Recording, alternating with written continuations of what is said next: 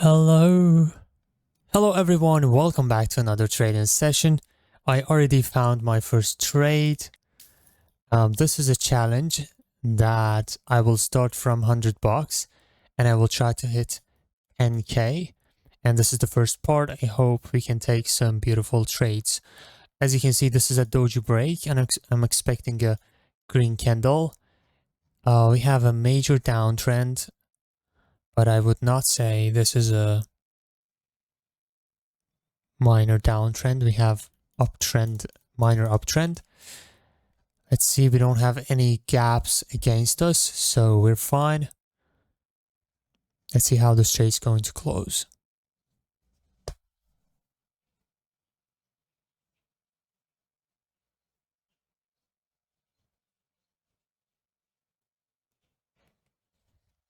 All right, let me just check other pairs.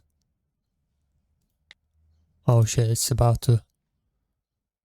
That was a winning trade. Yeah, that was a winning trade. I was so lucky on this one. Look, a little bit of margin of safety saved me here. See, if you have this kind of trends, always look at the previous candles. See, what is the average candle, average shadow for these past like 10 to 15 candles? Like, what is the average shadow?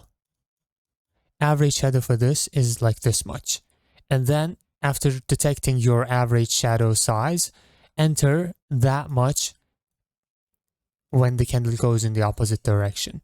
I will try to respect this rule of margin of safety in this video and see how far we can go. Also, do not trust swing dojis. Now, we have a common point of rejection here. We have proper ranging market for common point of rejection. It's not that beautiful of a ranging market, but this is a good one. Yeah, so we have this common point of rejection. This one better. This one better. Also, this common point of rejection. So this entry would be amazing if I had the chance to get in a trade here. But now we don't. Let me see.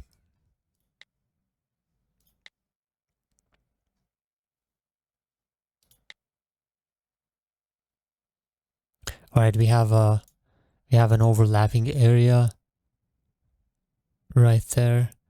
There was a beautiful third touch breakout. All right. Now look at the past 10 to 15 candles. The average shadow is this much. Okay, is this much. So I will take my trade when the next candle goes up this much. It's called margin of safety.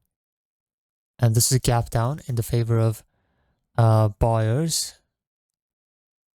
Okay. All right. Oh my God, my entries are bad. Yeah, I'm supposed to enter right here with margin of safety, but yeah, sometimes it happens. Yeah, we have this ranging market now. The price is doing like this. We broke the overlapping area and we have market sequence of grind and grind candles. Oh, we have 3 here. And now again, we have grind, 2, 3, 2, 3. See? Market sequence is pretty important as a confirmation. Okay, that was a winning trade. Now I will not try to compound anymore. I had a lot of compounding sessions. It has a lot of stress and frustration. Let me just take this one. Let's go. Again, my entry is bad. So yeah, compounding is not suggested for everyone. And just trade healthy. Try to grow your small account over the course of like 15 sessions instead of trying to like grow your 100 to 10k in one session. Super risky and there's high chance of losing your money. Okay, this is based on common point of rejection. Also breaking a doji and gap down. See, we have all the reasons to take this trade.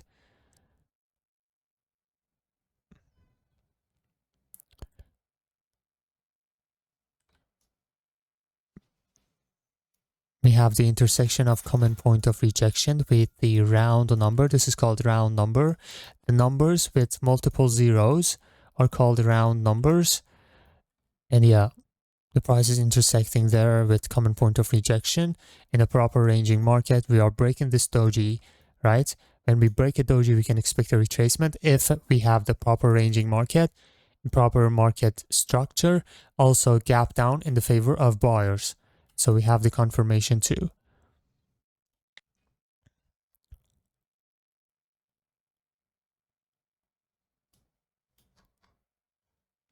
That was a beautiful QM, which already played out. Now I'm looking for another opportunity.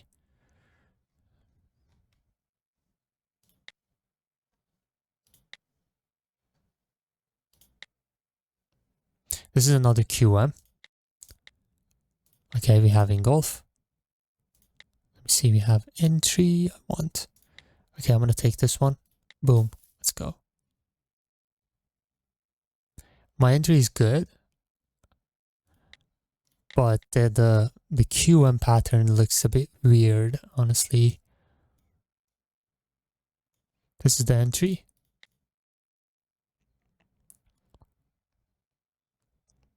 We got the higher time frame confirmation. You see the entry is inside an engulfing pattern in higher time frame. The QM pattern is this one. Okay. So the reason why I may lose this and it's happening is because I'm going against the momentum. If you have a QM formed and when price approaches your QM entry and there's a strong momentum, you should be very careful to take that trade. And that was a winning trade. Wait. That was actually a winning trade. Oh my god, I think that was because the next candle started with a gap up, because pocket option counts the result of the trade based on the next candle's opening price. So technically I should have lost this trade, but since the next candle opened with a gap up, I won this trade and it's pure luck. Sometimes this happens, and when you're supposed to win the trade, the next candle opens with a huge gap and you lose the trade, right? So that also happens. This is not always happening in the favor of us. Sometimes it's also against us. In this case, I was lucky. All right.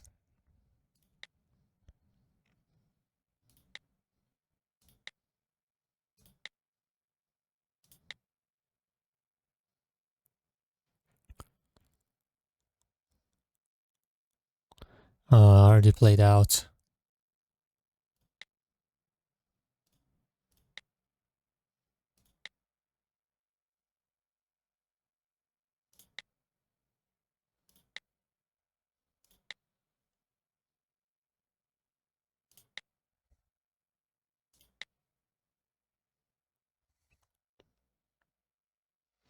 This order block also played out.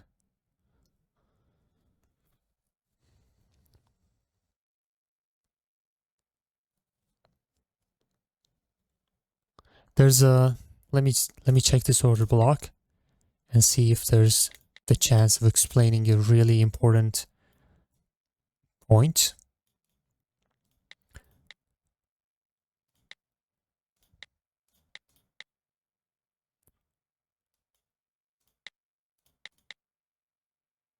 All right, we have entry inside of this order block. Okay. Look, the entry would be here and it would close as a winning trade if we were entering at the red zone. And this is a valid order block because we have fair value gap. Also, we have everything here for this order block here to be a valid one. And also we are breaking this doji here, breaking this doji. Also, this is a Marbuzu candle, which is a single reversal candle. But there would be two type of people here taking this trade, this sell trade. There would be people do not paying attention to this order block, and they would enter exactly right here. Do not take the margin of safety. Like I said, the average shadow here is this much. So you could consider taking the trade, this sell with margin of safety. Also, there would be other type of people who would detect this order block and find the entry inside of it, consider the doji break, and take the trade exactly in the entry as a double doji break, also the margin of safety. See, two different type of traders here, and the result would vary depending on the trader and how approaches this trade right here. So yeah, also they would be a third type of traders who also considered this. What is this? It's a common point of rejection. When you have this kind of market that most of the candles have rejection, if you can draw a line which covers the most rejections you can, see this touch, you can consider taking the 5th, 6th, or 7th touch on this trade, right? So we have different type of traders, and a single setup can be a winning trade for certain people. Also, that same setup can be a losing trade for certain traders, and that's the beauty of this market, right?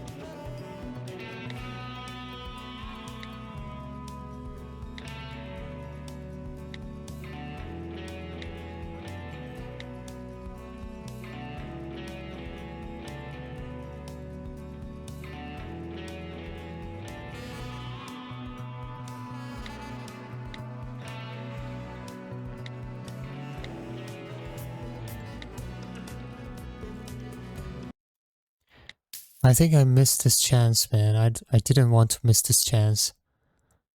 Yeah, I draw the line before and it didn't give me the opportunity, and I finally caught it. Okay, that was a risky move right here. That was a winning trade. Okay, I'm just gonna stop right here. I hope you enjoyed. I usually take 5 or 6 trades per session, and this is a challenge. I'm trying to grow this account to 10K from $100.